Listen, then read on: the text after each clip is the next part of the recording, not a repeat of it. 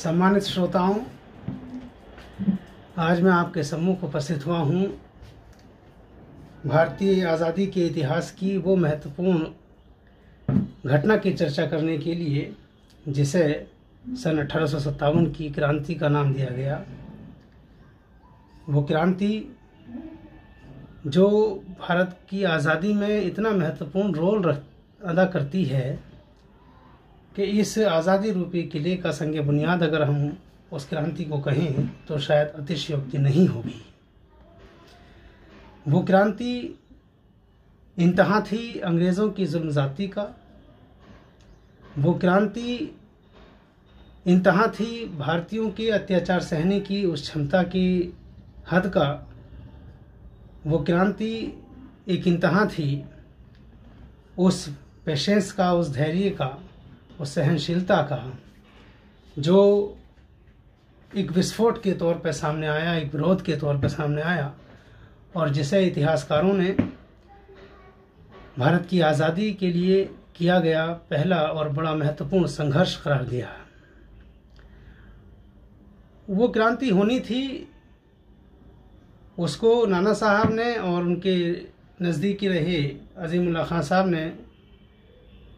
Plan किया था कि 31 मई सन 1857 से ये क्रांति की जाएगी। उसको क्रांति का प्रतीक के तौर पे कमल और रोटी का निशान प्रयोग किया जाना था, लेकिन कुछ हालात, कुछ परिस्थितियां ऐसी बनी क्योंकि कहा गया है कि रंग लाता है लहू दोस्तों मजलूमों का, हाल हर हाल में जालिम का बुरा होता है। आप हर दौर की तारीख उठा कर देखो, जुल्म जब हद से गुज़रता है फना होता है। और यही कुछ हुआ। सन 1857 की वो क्रांति जो 31 मई से शुरू होनी थी, क्रियान्वित होनी थी, वो समय से पहले ही 10 मई को मेरठ से जिसका क्रियान्वयन हुआ, उसके पीछे कुछ हालात ऐसे बने कि ब्रिटिश हुकूमत ने, ईस्ट इंडिया कंपनी का शासन था उस समय, उन्होंने जो परंपरागत बंदूकें अपने सैनिकों को दे रखी थीं उसका रिप्लेसमेंट किया। दिसंबर सन 56 को वो बदली गई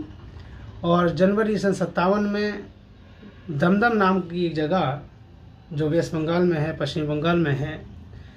वहाँ एनफील्ड राइफल से उस परंपरागत बंदूक को रिप्लेस किया गया। उस एनफील्ड राइफल में जो गोली लगाई जाती थी, जो कारतूस लगाया जाता था, उसमें लगी हुई चर्बी को मुंह से हटाना पड़ता था और वो चर्बी गाय की होती थी या सूअर की होती थी, जो हिंदू और मुसलमान दोनों के लिए आपत्तिजनक था। और उसको उन्होंने स्वीकार करने से वहाँ से उसका विरोध करना शुरू किया। फरवरी में ये विद्रोह, ये विरोध बहरामपुर नाम, वो भी बंगाल में ही है, वहाँ पहुँचा और तब ये सुलगती चिंगारी एक विस्फोट के रूप में परिवर्तित तब हो गई जब बैरकपुर नाम की 24वीं वाहिनी के जो एक नायक थे मंगल पांडे जी, उन्होंने इसका इतना पुरजोर विरोध किया कि 29 मार्च को उन्होंने 2 अंग्रेज़ हाकिमों को वहाँ मार डाला और अपना विरोध जताया। और जिसका नतीजा ये रहा कि 8 अप्रैल को सन 57 को उनको फांसी दे दी गई। मंगल पांडे को दी गई वो 8 अप्रैल की फांसी। उसने इस अंग्रेज़ों के विरोध रूपी आग में तेल का और घी का काम किया और ये चिंगारी सुलगती हुई जब पहुंची तो 10 मई को सन 1857 की उस क्रांति का बड़ा पुरजोर विरोध और आगाज़ और आरंभ मेरठ से हुआ। मेरठ के सैनिकों ने बंदी बनाए गए तमाम सरकारी बंदियों को रिहा कर दिया गया और 11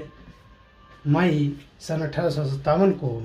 क्रांति का आगाज़ करते हुए दिल्ली की तरफ कूच किया और 12 मई को दिल्ली पर अपना अधिकार प्राप्त करते हुए अपने नेतृत्व की बागडोर तत्कालीन जो राजा थे, बादशाह थे हिंदुस्तान के, बहादुर शाह द्वितीय या बहादुर शाह जफ़र, उनको अपना कमान सौंप दी और उनको अपना नेतृत्व सौंप दिया। लेकिन वो उम्र के उस पड़ाव पे थे जो बुज़ुर्ग हो चुके थे, ज़ईफ़ भी थे, कमज़ोर थे,